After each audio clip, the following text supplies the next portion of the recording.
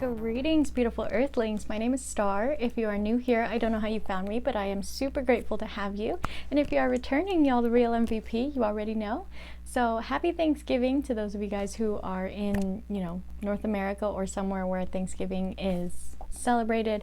It is currently Thanksgiving Day while I am filming this. We just got done with all of our festivities and I got this in the mail this morning, so I wanted to talk with you guys about it. So we are going to do a first impressions video on this one. This is not a review like I normally would because I have not had the time to adequately work with this deck, so I don't want to give you guys a false review, but I am going to talk about my first impressions with this deck. Okay, so if you guys are not familiar with the Dreams of Gaia Tarot, this is the pocket version. I specifically got the pocket version because I was actually looking to get another Centennial. You guys know that Centennial Smith weight in a tin is my absolute favorite, and I wanted another one to work with, and something told me to kind of expand a little bit, try to find another pocket version that I really like that I can work with. So I decided to go with the Dreams of Gaia because if you guys remember my Thoth Tarot, it was kind of like a surprise gift, and when I had gotten it I had the option between getting the Thoth and the Dreams of Gaia, and I told the person who was sending it to me to just send whichever one she felt was right at the time. So ever since then I've kind of had my eye on this one, and I'm not gonna lie, when I got the Thoth I was excited, but I was a little disappointed that I didn't get this one. So I've always kept this one in mind ever since then. And also, I had gotten gifted the Messenger Oracle a while back, and it is the same person who did these both. And when I had done the review of the Messenger Oracle, someone had said, if you really love that imagery, you're really going to love the Dreams of Gaia Tarot. So it's just something where it's always been in the back of my mind, but it is a very big price tag on that one. So I just never went about going and getting it. But this one, like I said, I just happened to be in the market. I really wanted a really good pocket deck to work with, and honestly I was kind of looking for something that I could spend more time bonding with, right? Again, that Centennial Smith weight, I know the deck well, it's my favorite, so when I get them I don't bother bonding with them. I just use them kind of right off the bat. I don't need to learn it, I don't need to familiarize myself with it, I just know it, I love it, I use it, point blank period, right? So that's again why this one was kind of calling to me, where I'm like, I love it, I'm interested in it, I want to get to know it, and it's just something new, if that makes sense. So I know all of the decks that I have, right? I know their energy, I know how I like to shuffle them and work with them and whatnot, and I've been feeling like I needed a new one to work with. If you guys have not ever seen this deck, it's very interesting. I will say that. I was a little upset when I first saw it because you guys will see why. If you haven't seen this deck, you'll see what I'm talking about here. But just looking at it, right, very pretty colors, very pretty imagery, right? That's Raven Filane. It's her aesthetic, right? It's just very, very stunning artwork. I was very pleased to see that the imagery also is very mythological or folk, or there you'll see it. Okay, so I want to show you guys the cards first before I show you the book, because the book kind of makes a little bit of sense of the cards. And for those of you guys who are watching who already have this deck, you already know what I'm talking about here. This one doesn't have any names on it, and I kind of messed up. I feel like I should have watched reviews on this one because I probably would have gotten a bigger one because of that. There's no names on it, and when you're reading through the descriptions of the cards in the book, holy cow, this is a whole different system of reading. There's extra major arcana cards. None of the names are the same as what they originally would have been, and these are not suits, they are elements. So let me pull out So as you can see, that's an ace card, right? I assume this is earth. Don't come for me. I don't know my elemental symbols right off the top of my head. But luckily, like, the imagery is such that you can pretty much deduce what those suit cards are just by looking at them if you don't know the elements. Raven Flame did an amazing job of making sure that, like, the color worked well with the suits so that you guys can pretty much tell what that is without needing the name or the book or whatever, right? So I assume earth, air, fire, water. She did that where every single card is colored to its element. So I am just gonna have to spend a little bit of time really learning the, like, names and like the feel of each of these cards in this deck, because she moved a lot of stuff around. So it's a little frustrating as someone who was looking for a new favorite deck to get something like this where now I have to overtly spend a lot of time learning this deck. But it's also kind of a nice breath of fresh air, as opposed to just getting a deck I already know, I already love, I already use, and I just was gonna, you know, have another deck, because I still have yet to find another deck that I love as much, if not more, than that Centennial Smith Waite in a tin. So if you guys are ever, like, wanting to send me a deck and you just don't know which one to send me, I do have some of those on there, the in a tins, because those are my favorites. That's always a perfect go-to for me when I want another deck, and I buy tons of them. So again, I'm a little, I don't want to say disappointed, I'm just a little, like, taken aback looking at this, where I thought I was just getting a new fun deck to work with, right? I looked at the reviews, I saw the size of this, and I was like, oh good, it's not a mini deck, and that's all I looked at. I didn't read the reviews, I didn't watch any videos, because I wanted to, like, be pleasantly surprised and be, you know, learn to work with this deck. So I can't be too mad, right? I did bring it upon myself. Here's the back, very stunning. I do like the size on these.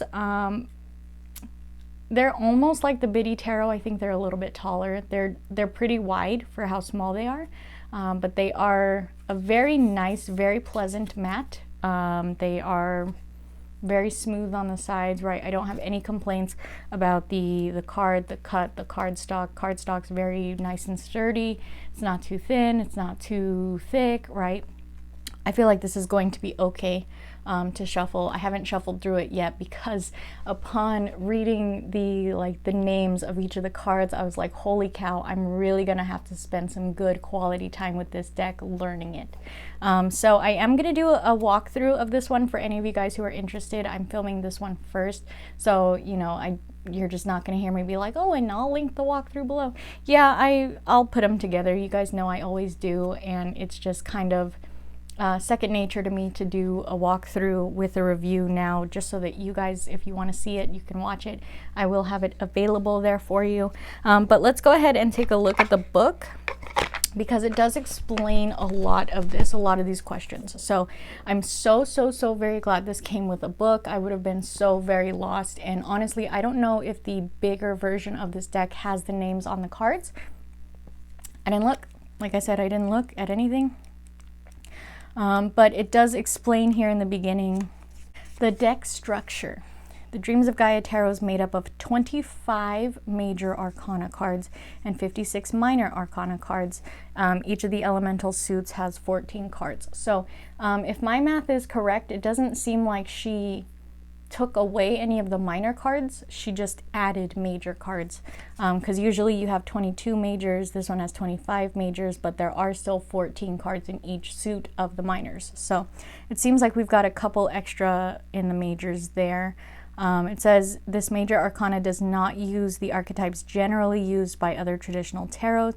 However, it still embraces many common archetypes. For example, the Emperor and the Empress have been replaced by the Mother and the Father. The High Priestess and the Hierophant have been replaced with the Crone and the Sage. The Devil makes way for desire, and it explores and discusses the effects of primal wants and desires on our ability to weigh choices and act upon them. So again, I'm so very glad that this book exists. It does go further into explanation about the choice cards, stages of life, reasons for being, influences, keywords and phrases, how the minors are set up, and how to execute these spreads. Of course, there's special spreads in this book. So this is a very helpful little companion, and it's probably going to be my best friend here for a little while, because these cards, they really got me. It's a whole different system of reading, and now I know why I was led to this deck. So let's go ahead and take a look now at what it looks like in here. If you guys can see it. Sorry, I know that's never ever clear whenever I watch these videos back. It's just never clear. But that is how the book is laid out. So it has the card name up here, the keywords of the card name, and then the key phrases. I feel like, again, the bigger book probably has more of a description of the card. I'm just not sure. So let's read through the names of these cards. So I'm probably going to like actually edit them onto the walkthrough video for anybody who doesn't want to watch this and is confused about the cards on there. So 0, you're going to hear tons of different names, okay? So we're going in order starting with 0. Keep that in mind. So we have choice, the child, the maiden, the youth, the mother, the father, the crone, the sage, death and rebirth, knowledge, wisdom, healing, love, union, self, abundance, destiny, journey, thought, emotions, desire, perception, intuition, integrity, and faith. So that's your majors. And your minors actually don't have like a prince and a princess or a page and a knight. Again, they made it different. So what you have is an ace. It goes from ace to 11. So it doesn't go ace to 10 and then, you know, a knight or a page. It goes ace to 11.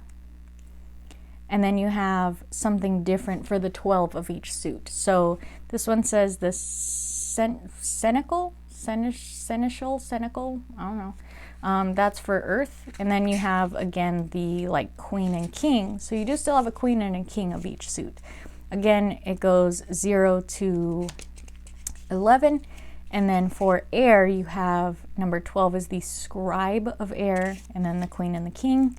For fire, after 11, it is the hero of fire, and then the queen and the king. And for the water element, after the 11 of water, you have the counselor of water, and then the queen and the king.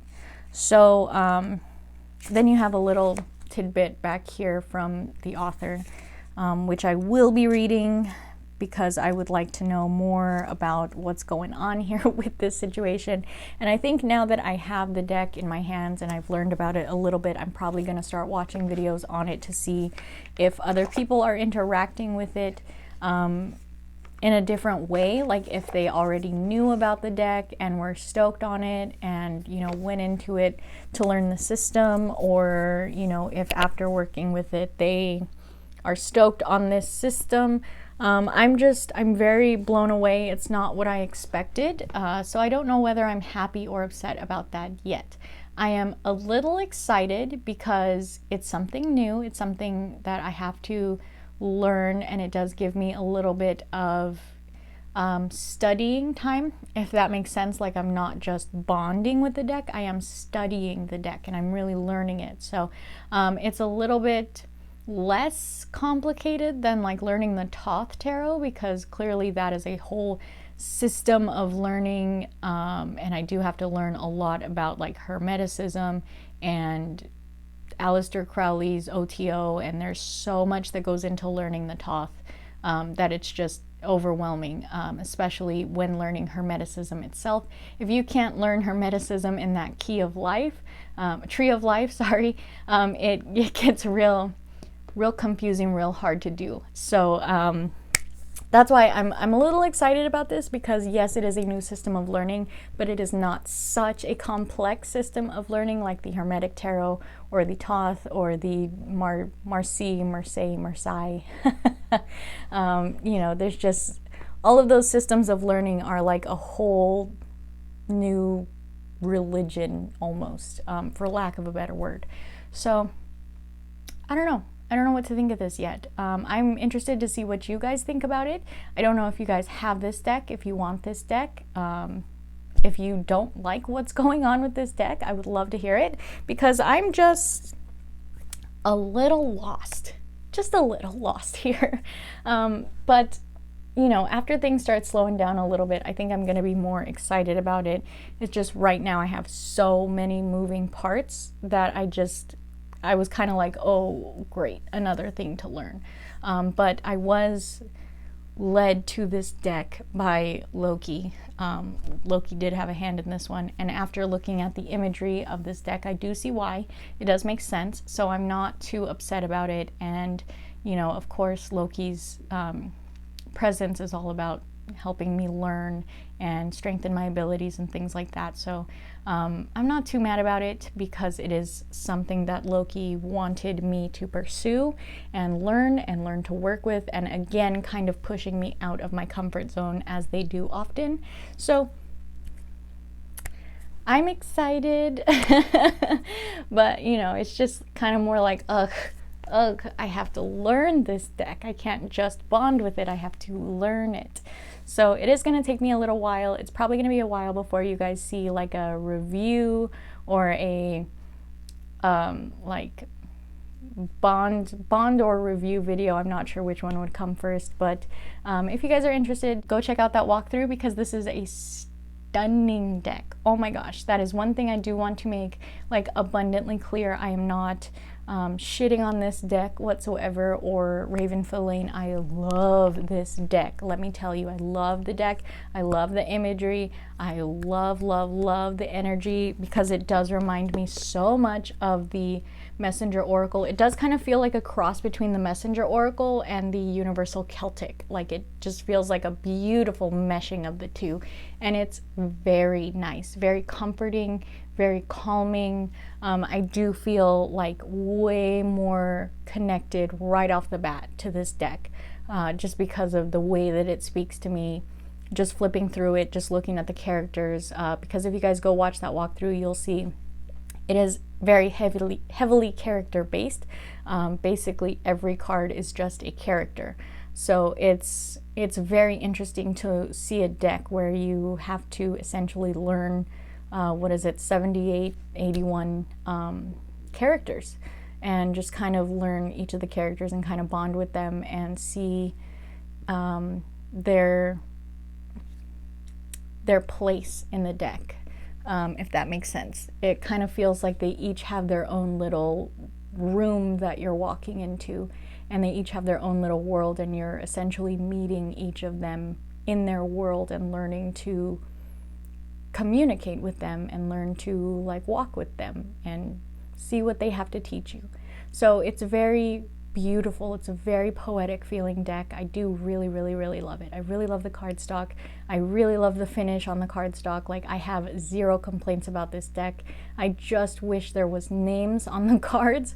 I really don't want to write the names on the cards, because this is not a cheap deck. Like, if I want another one, I'm gonna have to really prepare to get a second one, and I feel like this one is gonna take so much bonding time that I won't want to get another one.